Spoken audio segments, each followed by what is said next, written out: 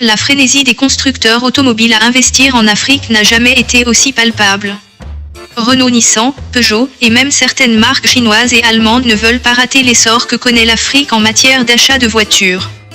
Pourtant, quelques constructeurs locaux résistent encore à ce tsunami d'investissement et d'importation, et cherchent à développer des véhicules Made in Africa. Voici un tour d'horizon ce qui se fait le mieux sur le continent en matière de construction automobile. Avant de commencer, abonnez-vous à ma chaîne et activez la cloche de notification pour ne plus jamais rater une vidéo. Voilà, c'est fait.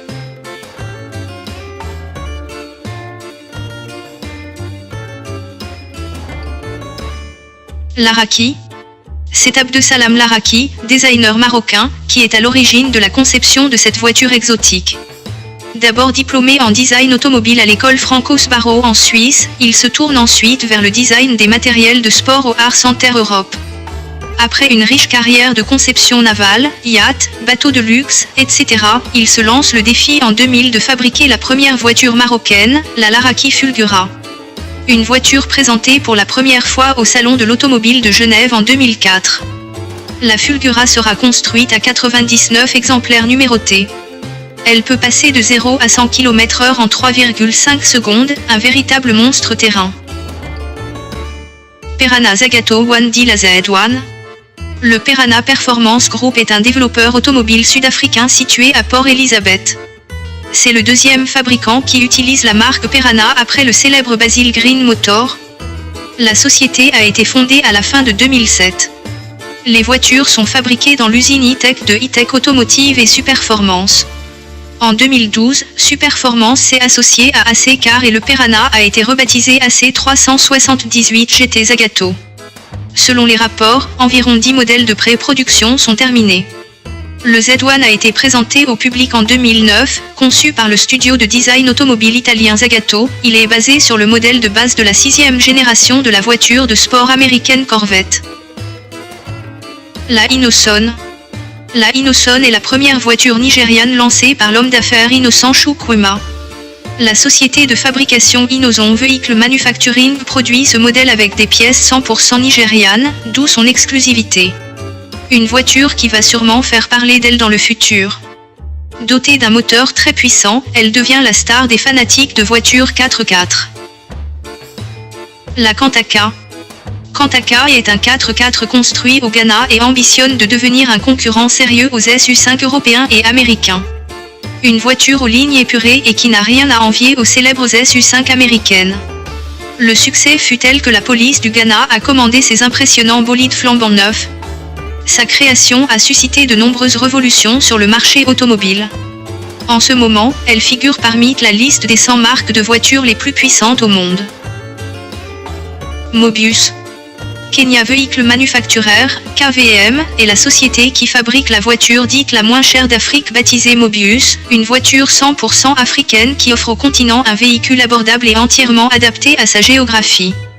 La Mobius a été spécialement conçue pour le marché africain. Débarrassée des gadgets qui équipent habituellement les voitures occidentales, tels que l'air conditionné et la direction assistée, elle a l'avantage d'être parfaitement adaptée à la conduite sur terrain accidenté.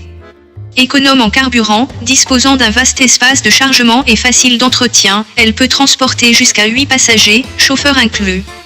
Le prix prévu de cette première voiture 100% africaine est d'environ 950 000 shillings, soit environ 5 millions FCFA, un peu moins de 8 000 euros, soit un prix très inférieur à celui des nouveaux modèles étrangers qui peuvent coûter jusqu'à 2 millions de shillings, environ 11 millions FCFA, 16 000 euros environ. Welliscar Easy. Welliscar est un constructeur automobile tunisien fondé à Tunis en 2006. En 2008, Welliscar présente au Mondial de l'Automobile de Paris son modèle Easy, avec son look inspiré de la Jeep Willys de l'armée américaine, la seule voiture conçue et fabriquée en Tunisie 1,2. Le constructeur noue un partenariat avec PSA Peugeot Citroën pour la fourniture de la mécanique de base et vise d'abord les marchés français puis méditerranéens. Si les prévisions de vente se montent à 200 véhicules dès 2009 puis à près de 800 par an dès 2010, seuls 15 véhicules sont vendus à la fin 20 092, une performance attribuée à la faible capacité de production que la nouvelle unité d'assemblage de Benarou doit améliorer. Par ailleurs, Welliscar connaît des délais pour obtenir son homologation en France, qui représente 90% de sa clientèle, et subit la morosité économique et politique tunisienne, une situation qui dure jusqu'à la révolution de 2011, d'autant que son fondateur, Ziad Giga, petit-fils de l'ancien ministre Driss Giga et fils de l'entrepreneur Kaïs Giga, est en délicatesse avec le régime de Zine El Abidine Ben Ali. La Kira. Cette voiture qui nous vient tout droit de l'Ouganda et plus spécialement de Kira Motor Corporation, KMC, développée à la base par des étudiants, vous fera penser à un mélange entre une Lancia et une Mazda. Mais derrière son look, japonais, se cache une voiture hybride configurée pour obtenir des résultats en fonction de l'apport énergétique. Une belle prouesse technologique pour une équipe pleine d'ambition. L'énergie Optimal Joule. Joule était une voiture de tourisme électrique à 5 places d'Optimal Energy, une entreprise sud-africaine basée à Cape Town. Selon la compagnie, il devait avoir une autonomie nominale de 150 km et une vitesse maximale de 135 km/h. Conçu pour atteindre la cote de sécurité EuroCap 4 étoiles, il est conforme aux normes strictes de l'UE. Il n'a jamais été commercialisé, la production a cessé en avril 2012 et, en juin 2012, Optimal Energy a annoncé son intention de fermer ses portes. Le Joule a été dévoilé au grand public au Salon de l'Automobile de Paris 2008 le 2 octobre 2008.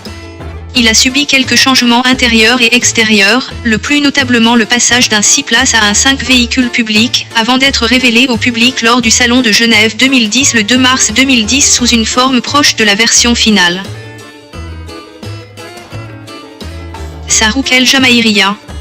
Déjà à l'occasion du 30e anniversaire de la Révolution est apparue la fusée libyenne, une berline verte à 5 passagers, prétendument équipée de la dernière électronique. Un prototype a été présenté au public lors de la réunion annuelle de l'Organisation de l'Unité africaine, en septembre 1999. À l'occasion du 40e anniversaire de la révolution libyenne, l'italien Tesco TS, depuis 2009, Tesco Gospa, a développé le véhicule selon les spécifications de Mouammar Kadhafi. Seuls des matériaux d'origine libyenne devraient être utilisés, la conception du véhicule aurait été conçue par Kadhafi lui-même. Voilà, c'est tout pour cette vidéo. Lequel de ces voitures sont les plus belles selon vous? N'oubliez pas de laisser un petit pouce en l'air si vous avez aimé la vidéo et de vous abonner à ma chaîne. David fait des tops, une vidéo chaque jour.